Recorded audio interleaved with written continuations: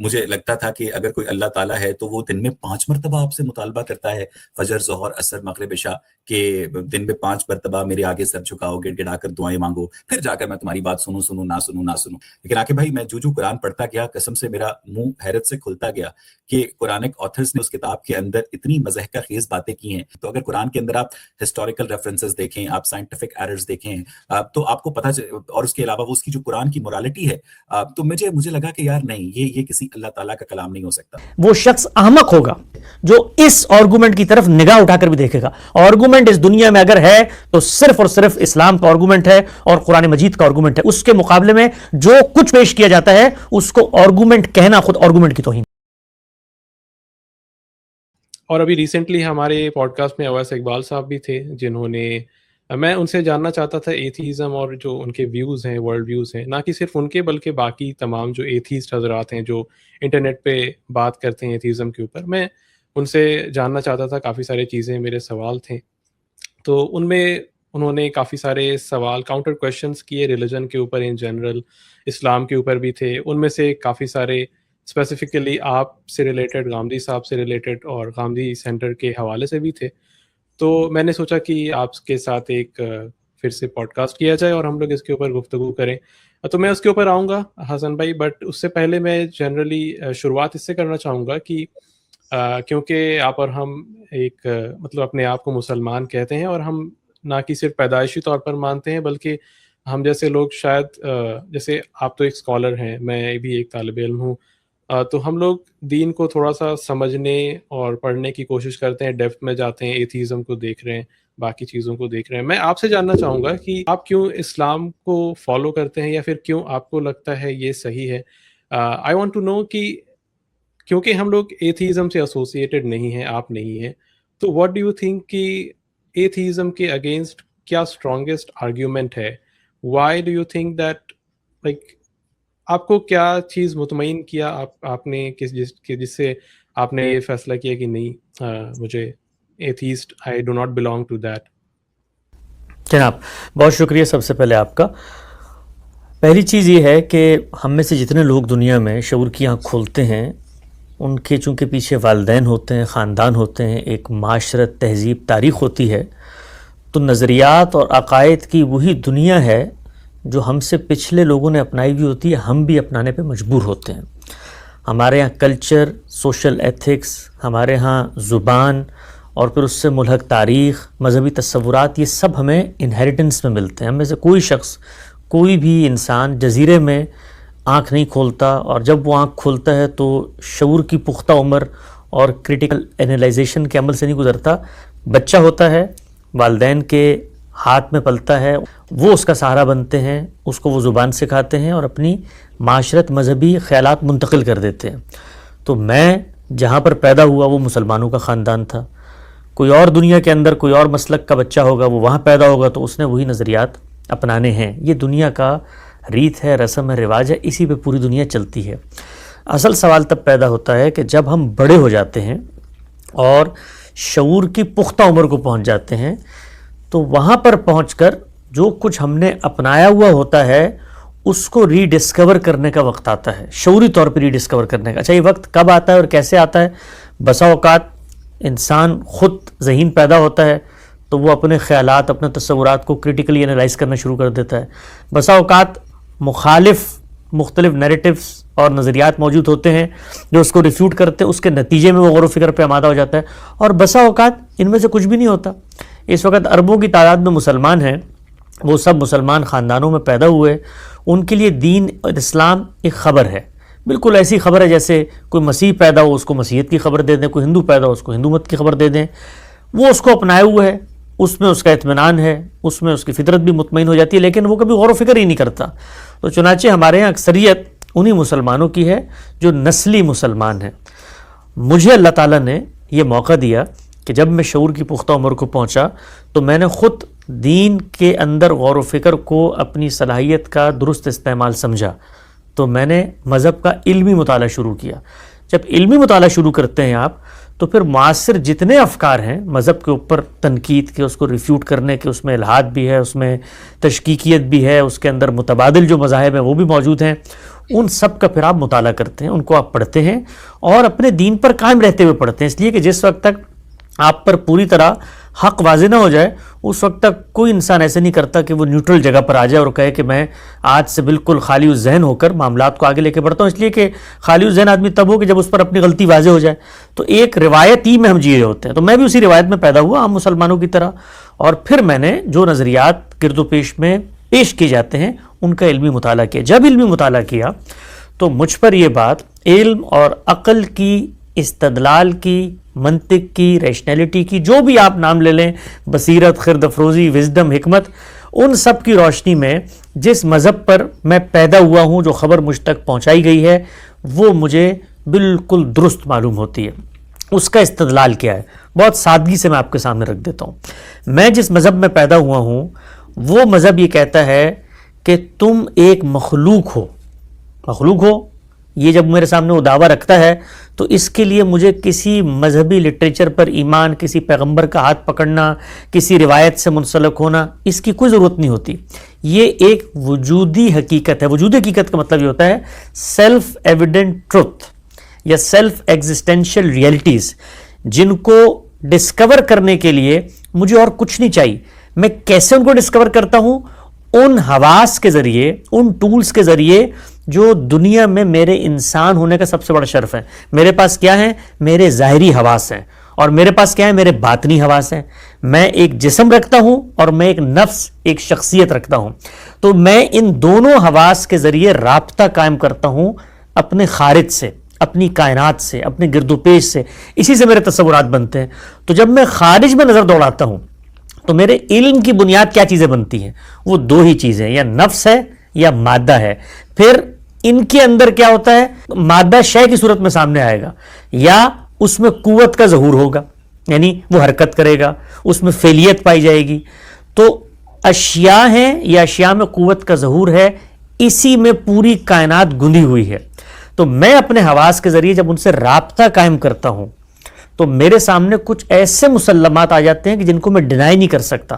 وہ میرے علم، استدلال یا عقلی مقدمات کی روشنی میں یا تخیل کی روشنی میں پیدا نہیں ہوتے، وہ ایسی وجودی حقیقتیں ہوتی ہیں کہ جن سے انکار ناممکن ہو جاتا ہے۔ تو میں گرد و پیش کے مطالعے سے یہ دیکھتا ہوں کہ جب مجھے کوئی شے نظر آتی ہے تو میں اس شے کا مطالعہ کر کے جاننے کی کوشش کرتا ہوں کہ یہ اپنی حقیقت میں کیا ہے، یہ کہاں سے آ گئی ہے۔ اس میں قوت کا ظہور ہوتا ہے تو میں یہ ماننے پہ مجبور ہوں کہ شے میں قوت کا ظہور ہے تو جہاں پر فعل ہوگا وہاں پر فاعل ہونا چاہیے، جہاں پر اثر ہوگا وہاں مؤثر ہونا چاہیے، اور جو خصوصیات اور جو وصاف کسی فعل میں پائے جاتے ہیں وہی اس کے فاعل میں پائے جانے چاہیے۔ تو اس گرد و پیش کی دنیا میں مجھے ایک اتنی جامع چیز نظر آتی ہے جس کے اندر صلاحیت، جس کے اندر خرد افروزی، جس کے اندر بصیرت، جس کی تعمیر میں ایک نظم، جس کے اندر اتھا معنویت، جس کے اندر اخلاقی شعور، جس کے اندر عقلی شعور، جس کے اندر حصے جمالیات، ایک ایسی پیچیدہ تخلیق نظر آتی ہے کہ جس کے بارے میں دیکھتے ہی یہ فیصلہ سناتا ہوں کہ یہ بنائی گئی ہے۔ یہ ہوا چلنے کے نتیجے میں جیسے پتے ہلتے ہیں، یہ معاملہ نہیں ہوا، یہ اپنی وجود پذیری میں، اپنی حقیقت میں بتا رہی ہے کہ یہ بنائی گئی ہے۔ اور بنائی گئی ہے تو جو صفات اس کے اندر رکھی گئی ہیں، بنانے والے کے اندر ان صفات کا ہونا چاہیے۔ یعنی یوں نہیں ہو سکتا کہ ایک ہوا چلی اور اس کے نتیجے میں انسان تخلیق ہو گیا، کیونکہ ہوا کے اندر وہ خصائص ہوں گے تو اس کے مؤثرات میں وہ خصائص آئیں گے۔ تو جب ہم ان چیزوں پہ غور کرتے ہیں تو ایک جواب مذہب کا ہے، وہ یہ کہتا ہے کہ تم مخلوق ہو تو تمہیں بنایا گیا ہے۔ یہ تو واضح ترین حقیقت ہے، تم اس کو جھٹلا ہی نہیں سکتے۔ بنانے والا کون ہے؟ اس کے دو جوابات ہیں۔ ایک الحاد کا جواب ہے کہ بنانے والی یہ کائنات ہے، اور دوسرا مذہب کا جواب ہے کہ بنانے والی ایک حی و قیوم ہستی ہے۔ جب وہ یہ کہتا ہے کہ حی و قیوم ہستی ہے تو یہ بات مجھے خبر کے ذریعے پہنچتی ہے۔ یہ خبر اس نے انبیاء کو منتخب کر کے انسانوں تک پہنچائی ہے۔ میں اگر ایک لمحے کے لیے اس خبر کی حقیقت کی یہ انبیاء سچے تھے، اسی خدا کی خبر لے کر آ رہے تھے، اس کی تصدیق میں نہ بھی جاؤں چند لمحوں کے لیے، اور جو نتیجہ اس میں بیان ہو رہا ہے وہ نتیجہ خالص عقل کی بنیاد پر مجھے یہاں تک پہنچا دیتا ہے کہ جو بھی خالق ہے، جو بھی خالق ہے اس کو حی و قیوم ہونا چاہیے، وہ زندہ اور جاودہ ہستی ہونی چاہیے، اور جن صفات کا ظہور میری تخلیق میں ہوا ہے وہ صفات بدرجہ اتم اس کے اندر پائی جانی چاہیے۔ تو مذہب نے جب مجھے یہ بتایا کہ تمہارا خالق ایک حی و قیوم ہستی ہے، اس لیے کہ تم بنائے گئے ہو، میں کیسے بنا ہوں یہ بحث بھی 2 منٹ کے لیے آپ ایک طرف رکھ دیں، ارتقاء کے نتیجے میں بنا ہوں، حادثے کے نتیجے میں بنا ہوں، جیسے بھی بنا ہوں میں بنا ہوں، بننے سے کوئی ڈینائل دنیا کی کوئی طاقت اختیار نہیں کر سکتی۔ یہی وجہ ہے کہ الحاد کو پھر یہ جواب دینا پڑتا ہے کہ یہ کائنات تمہاری خالق ہے، یہ کائنات تمہیں وجود پذیر کیا ہے، وہ خالق کا لفظ استعمال نہ کریں، کوئی بھی لفظ استعمال کر رہے ہیں، کائنات محرک اول ہے، کائنات نے ہمیں وجود بخشا ہے، تو اس سب کے باوجود وہ کہنا کیا چاہ رہے ہوتے ہیں کہ میری تخلیق کے پیچھے پس پردہ نہاں کائنات ہے۔ مذہب یہ کہتا ہے کہ تمہاری تخلیق کے پس پردہ نہاں ایک شخصیت ہے، ایک ہستی ہے، اور وہ خدا تعالیٰ ہے، اور وہ پہلے دن سے آخری دن تک اپنے ہونے کا ثبوت اپنے انبیاء کے ذریعے سے ہم تک پہنچا رہا ہے۔ انبیاء کی خبر میرے سامنے آتی ہے، میں پھر اس خبر کا مطالعہ کرتا ہوں، اور خبر کو پڑھنے کے بعد جو عقل اور بصیرت مجھے دی گئی ہے بطور انسان کے، میں یہ فرق کرنے کا، امتیاز کرنے کا ملکہ اور صلاحیت اپنے ساتھ لے کر آیا ہوں کہ میں انسان کے کلام میں اور ماورا سے آئے ہوئے کلام میں، غیر انسانی کلام میں فرق کر سکتا ہوں۔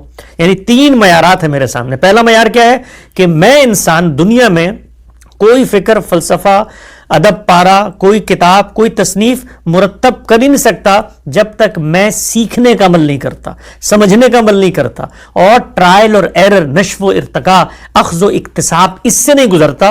اس وقت تک، آج تک دنیا کی تاریخ میں کوئی ایک استثناء نہیں ہے کہ جو کوئی شخص آ کر یہ کہے کہ میں پیدا ہوا ہوں اور پیدا ہونے کے بعد میں نے مثنوی مولانا روم تخلیق کر دی، میں نے دیوان غالب لکھ دیا، میں نے کانٹ ہیگل کی طرح کتابیں لکھ دی۔ میں سیکھتا ہوں اور اس شعبے میں جا کے سیکھتا ہوں، اس کے ماہر اساتذہ سے سیکھتا ہوں، ان کی زبان، ان کے رنگ میں گفتگو کرنا شروع کرتا ہوں، غلطیاں کرتا ہوں، ٹھوکریں کھاتا ہوں، اور پھر جا کر 30 40 50 سال کی محنت سے کوئی تصنیف شاکار کر لے کے آ جاتا ہوں۔ تو قرآن کو جس شخص نے پیش کیا ہے وہ یہ کہتا ہے وَلَقَدْ لَبِثْتُمْ فِيكُمْ عُمْرًا مِّن قَبْلُ، میں نے تمہارے اندر 40 سال گزارے ہیں، کیا تم نے مجھے کبھی اس کام کے لیے کوئی ٹرائل اور ایرر سے گزر کے، کوئی مشق و مزابلت سے گزر کے، کوئی محنت جد و جہد صحیح کر کے کسی راہ پر گامزن پایا ہے؟ اگر نہیں پایا تو یہ کلام میری تخلیق نہیں ہو سکتی، چونکہ تم جانتے ہو، تم سبع معلقات کے خالق ہو، تم ہماسا کہتے ہو، تم شعر سیکھتے ہو، لفظ اور معنی کو ایک پیرہن چڑھاتے ہو، اس کے لیے تم مشق و مزابلت کرتے ہو، اس کے لیے تصحیح و تنقیح کا عمل ہوتا ہے۔ میرے یہاں یہ عمل ہوئے نہیں۔ اس کتاب کو پیش کرنے والی شخصیت نے یہ معیار خود اس قرآن کے اندر رکھ کے بتا دیا ہے کہ بھائی یہ میری تصنیف نہیں ہے، یہ ماورا سے آئی ہوئی تصنیف ہے۔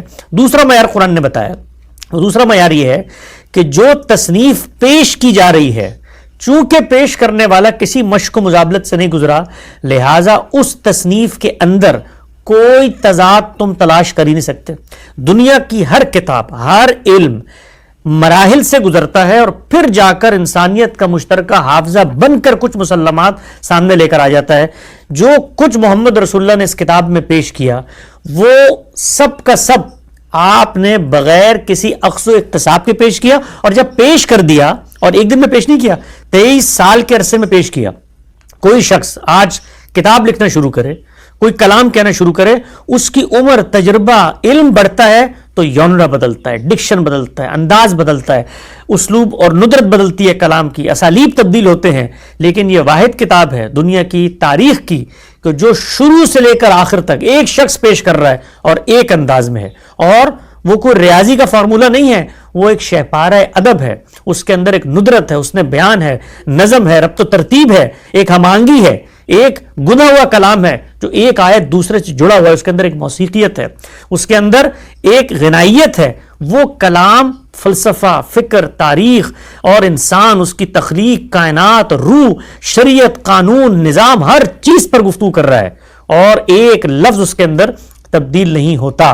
تو دنیا کے ہر انسان کے کلام میں تبدیلی آتی ہے، اس کلام میں جو محمد رسول اللہ نے پیش کیا کوئی تضاد نہیں، کوئی تبدیلی نہیں، ایک ہم رنگ کلام، ہم موضوع کلام 23 سال میں ایک شخص پیش کرتا ہے، اور پھر یہ کہتا ہے کہ لا کر مجھے دکھاؤ کوئی نظیر کہ انسانوں میں سے اگر کوئی شخص یہ کرنے کے قابل ہو کہ اس طرح وہ کھڑا ہو ایک دن اور بتائے کہ عہد الست میں یہ ہوا تھا، اور کائنات کی ابتدا میں یہ ہوا تھا، اور انجام یہ قطعیت، یہ اذعان، یہ یقین، یہ دنیا میں انسان علم جو پیدا کر لے اس کے باوجود اس جگہ پر جا کر بیان نہیں کر سکتا. لیکن قرآن مجید کا آپ حسن اعجاز اور اس کا کرشمہ اور اس کا معجزہ دیکھیں کہ اس کے اندر یہ حقائق جس درجے میں بیان ہوئے. قرآن مجید نے پھر اپنے مخاطبین کو چیلنج کیا، فَإِن كُنتُم فِي رَيْبٍ مِّمَّا نَزَّلْنَا فَأْتُوا بِسُورَةٍ مِّن مِّثْلِهِ وَادْعُوا شُهَدَاءَكُمْ إِن كُنتُم صَادِقِينَ. اگر تمہیں اس کے جھوٹا ہونے میں یہ یقین ہے اور اپنے سچے ہونے میں یقین ہے تو جاؤ جا کر اس کی ایک صورت بنا کر لے آؤ، اور لے آؤ ایک صورت، ایک آیت بنا کر لے آؤ، اور 10 آیتیں بنا کر لے آؤ، لاؤ تو صحیح، اس شان کا کلام لے کر آؤ. تو اس شان کا کلام انسان سے صادر ہو ہی نہیں سکتا. محمد رسول اللہ صلی اللہ علیہ وسلم کو دنیا سے گزرے ہوئے 1400 سال ہو گئے. قرآن کا یہ چیلنج پوری آب و تاب اور پوری شان کے ساتھ کھڑا ہوا ہے، اور دنیا کی 1400 سالہ تاریخ میں اربوں انسان پیدا ہوئے، اربوں انسان. کوئی ایک انسان یہ کوشش نہیں کر سکا کہ قرآن کی شان کا کلام لے کر آئے. جن لوگوں نے اس چیلنج کو بیوقوفانہ اور احمقانہ طرز سے قبول کیا، انہوں نے قرآن ہی کی نقل تیار کر کے چند صورتیں پیش کر، او بھائی شان کا کلام جس کے اندر کائنات کے معمات حل ہوں، بتایا جائے کہ اس کی ابتدا کیسے ہوئی، کیوں ہوئی، غرض و غایت کیا ہے، انجام کیا ہوگا، تاریخ کیا کہتی ہے، انبیاء کو کیوں پیدا کیا، فطرت کے کیا تقاضے ہیں، اور انسانی عقل جس میں فیصلہ نہیں کر سکتی وہاں شریعت کے محکم احکامات کیسے آتے ہیں. یہ شان کلام ہے، یہ اس کی اٹھان ہے، یہ اس کی بنت ہے. تو کوئی شخص اس طرح کی کوئی چیز لے کر نہیں آ سکا. اور تیسری چیز خود اس کلام کے بارے میں کہ باطل اس میں شامل نہیں ہو سکتا، کوئی اس کو ریفیوٹ نہیں کر سکتا. اس کے کسی دعوے پر کوئی دنیا کے اندر پیدا نہیں ہو سکتا انسان کہ اس کو جھوٹا قرار دے. اس کا ایک ایک دعویٰ سچائی، صداقت کے اس معیار پہ کھڑا ہوا ہے کہ جس کو قطعاً چیلنج نہیں کیا جا سکتا. تو انسانی کلام میں ہمیشہ یہ فلاز ہوتے ہیں، وہ ٹرائل اور ایرر سے گزرتا ہے، اس میں تضادات ہوتے ہیں، اور اس میں باطل کی آمیزش شامل ہو سکتی ہے، وہ ٹھیک بھی ہوتی ہے، غلط بھی ہوتی ہے. اور کوئی کتاب انسانی تاریخ میں اپنی ریلیونس، اپنے عہد، اپنے سماج سے آگے بڑھ کے قائم نہیں کر سکتی. آپ افلاطون سے لے کے آج کے مولدین تک کی ہر ایک کی تصنیف دیکھ لیں، وہ ارتقاء کے مراحل سے گزر رہی ہے. آرگومنٹ میں، پریزنٹیشن میں اور استدلال میں اضافے ہو رہے ہیں. یہ واحد کتاب ہے، 1400 سال پرانا آرگومنٹ ہے، آج بھی لے کر کھڑی ہوئی ہے، میدان میں کھڑی ہوئی ہے.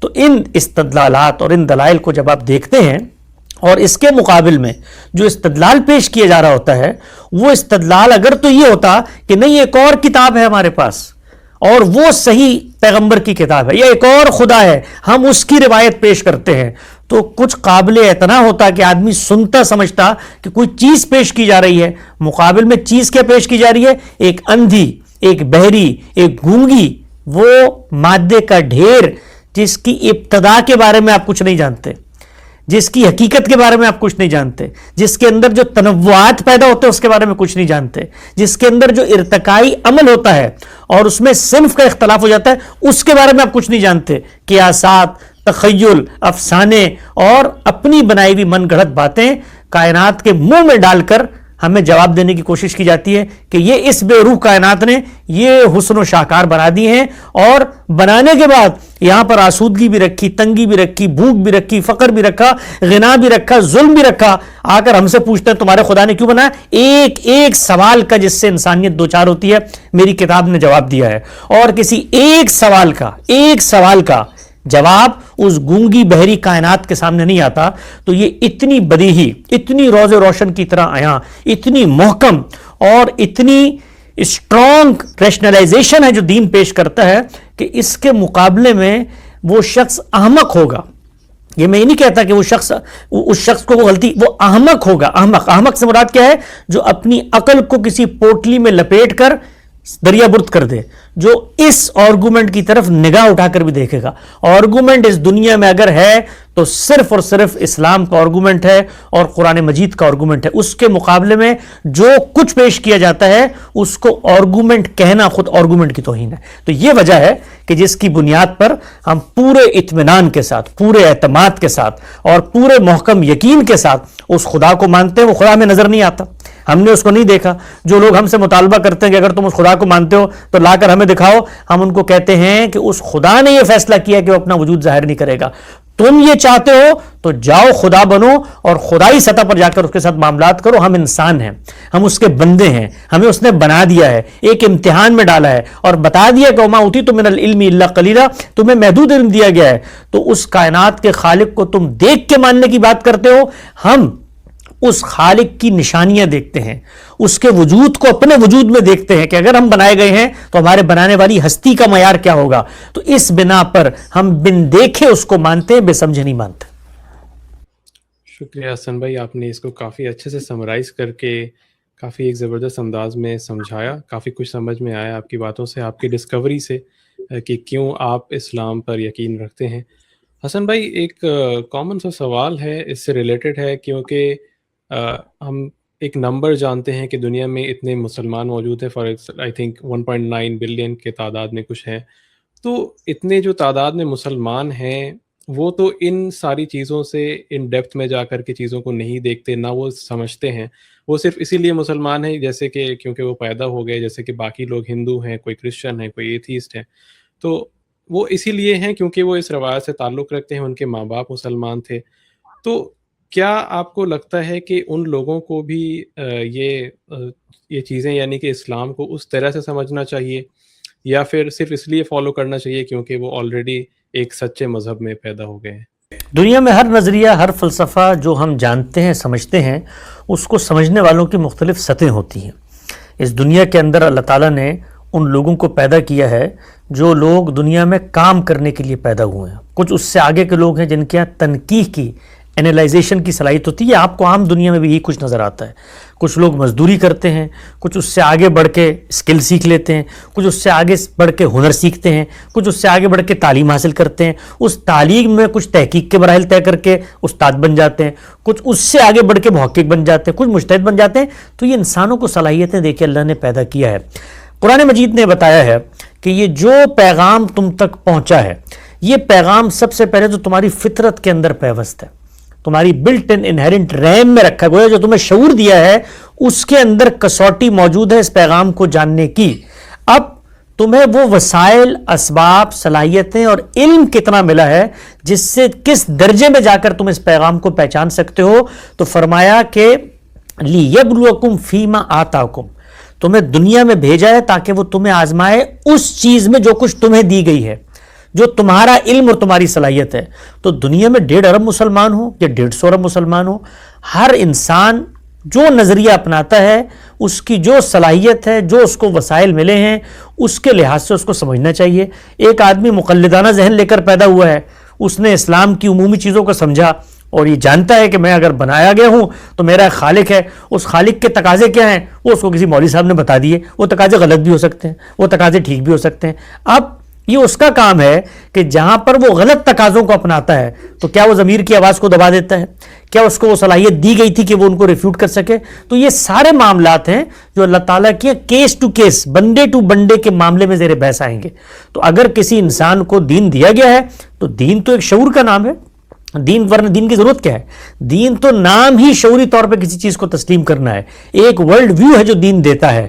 اگر لوگ اس کو تسلیم نہیں کرتے تو ہمیں یہ کوشش کرنی ہے, جو مذہب کے ماننے والے ہیں, جو خدا کے پیغام کو پہنچانے والے ہیں, کہ شعوری طور پر دین کو ہم پہنچائیں. خود ہماری روایت میں ڈائلما پیدا ہوا کہ ہم نے تقلید کو اپنا لیا. جب آپ تقلید کو اپنا لیتے ہیں تو نظریات کو خبر کے طور پہ پرسیو کرتے ہیں, اس کے اندر غور و فکر نہیں کرتے. اس طرح اطاعت کا ایک پیراڈائم ہمارے یہاں پیدا ہو گیا, جو سنا آگے پہنچا دیا, اس کے اندر غور و فکر, شعور کے اعماق کا حصہ, یہ پروسیس نہیں ہوتا. تو ہونا چاہیے, اس سے کس کو انکار ہے؟ اگر 1.5 ارب مسلمانوں نے بے خبری میں خدا کو مانا ہوا ہے تو ان کو خبر کے ساتھ ماننا چاہیے, ان کو استدلال کے ساتھ ماننا چاہیے. مجھ سے آپ نے پوچھا کہ میں کیسے مانتا ہوں, میں نے اپنا سفر آپ کی خدمت میں رکھ دی. جی شکریہ حسن بھائی.